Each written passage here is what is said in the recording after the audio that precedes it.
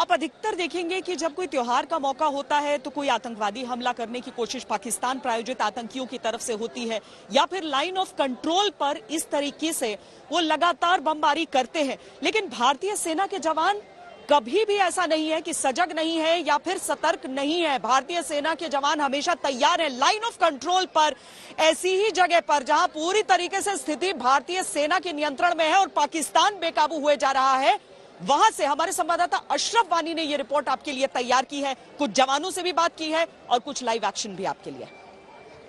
सुबह से जिस अंदाज से लाइन ऑफ कंट्रोल पर तनाव चल रहा है, उसके बाद जो है लाइन ऑफ कंट्रोल के उन इलाकों में फिलहाल मीडिया को जाने की इजाजत नहीं है, लेकिन देश का आज तक मात्र चैनल है जो इस इलाके में पहुंचा है, जहां पर ये सेना का जो महा ऑपरेशन है वो अभी भी जारी है। यहाँ पर जो इस टुकड़ी की सेना की जो है उसकी कमान जो संभाले हैं मेजर मनजीत सिंह साहब हैं, उनसे हम बात करेंगे। सर, आज हमने देखा शुक्रवार है, पूरा देश दिवाली की तैयारी में लगा है, लेकिन सेना की मुस्तैदी हाईएस्ट अलर्ट पे रख दी गई है। आप यहाँ पर किस लिए आए हैं और क्या आपका टास्क रखा गया है यहाँ इस इलाके में?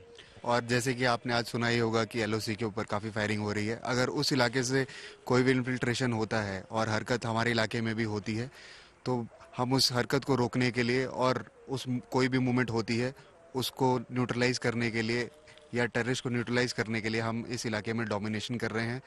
और उसी को मद्देनज़र रखते हुए हमने अपनी टुकड़ी को डिप्लॉय किया हुआ है यहाँ पे। ये हम हर जगह पर देख रहे हैं, जो भी इलाके हैं वहां पर सेना हाईएस्ट अलर्ट पे है। देश दिवाली मना रहा है, आज धनतेरस है, कल दिवाली है, तो जो दिवाली सेलिब्रेशन है सेना की किस तरह से होती है? क्योंकि आप तो इस वक्त भी जो है हाईएस्ट अलर्ट पर जो है सुरक्षा के लिए तैनात है, देश की सुरक्षा के लिए, और यहाँ इस इलाके की देश में जैसे कि दिवाली का माहौल है, हम जैसे यहाँ पे डिप्लॉयड हैं, ये भी हमारा घर है और जहाँ हमारा परिवार है वो भी हमारा घर है। हम यहाँ अपने परिवार के साथ, जो हमारे सैनिक हैं, जो हमारे और बाकी हमारे साथी हैं, हम उनके साथ यहाँ पे दिवाली सेलिब्रेट करते हैं और हम ये पहले से भी करते आ रहे हैं और आगे भी ऐसे ही कंटिन्यू करेंगे। जैसे मैंने पहले कहा कि हमारा ये भी एक घर है। जाहिर है पूरा देश जो है दिवाली की जो है उत्साह में जो है कहीं ना कहीं दिवाली की तैयारियों में जुटा हुआ है, क्योंकि कल दिवाली है, आज धनतेरस है, पूजाएं हो रही हैं, अलग अलग समारोह हो रहे हैं। लेकिन इस वर्ग पर देश के सैनिक क्या कर रहे हैं ये आप इन तस्वीरों में, एक्सक्लूसिव तस्वीरों में देख सकते हैं। जो भारत और पाकिस्तान के बीच जो अचानक तनाव भड़का है शुक्रवार सुबह से, उसको लेकर किस तरह से पूरे लाइन ऑफ कंट्रोल पर हाईएस्ट अलर्ट पर सेना को रख दिया गया है और पाकिस्तान की तरफ से हो रहे युद्ध विराम का जो है उल्लंघन हो रहा है, उसकी को जो है उसको रोकने के लिए ये यहाँ पर बैठे हैं। यहाँ मैं कैमरामैन तारिक लोन के साथ अशरफ वानी, कश्मीर आज तक। इस सब के बीच खबर ये आ रही है कि प्रधानमंत्री नरेंद्र मोदी मुमकिन है कि सैनिकों के साथ इस साल दीपावली मनाएं।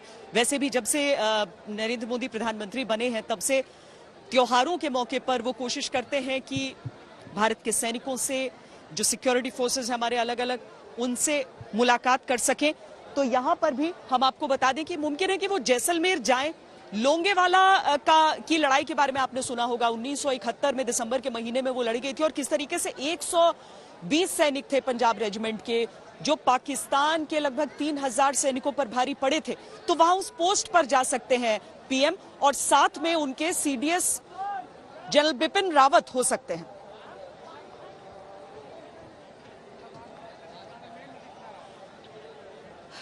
चूंकि दीपावली के त्योहार की हम बात कर रहे हैं और हम यहाँ पर अयोध्या में जहां मौजूद हैं वहां पर आपको दीपों की जगमगाहट नजर आ रही है, लेकिन हमारे सैनिकों के बारे में सोचिए जो सरहदों पर दूर बैठे हुए अपने परिवारों के साथ किस तरीके से दुश्मन से लड़ रहे हैं।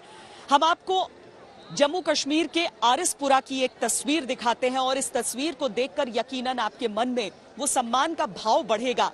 और जो हम हर साल आपसे कहते हैं कि एक दिया कम से कम हमारे सैनिकों के नाम से जरूर जलाइए, तो आपका भी दिल करेगा इन तस्वीरों को देखकर कि चाहे परिवारों से दूर रहें, लेकिन अपना तरीका होता है उत्सव मनाने का।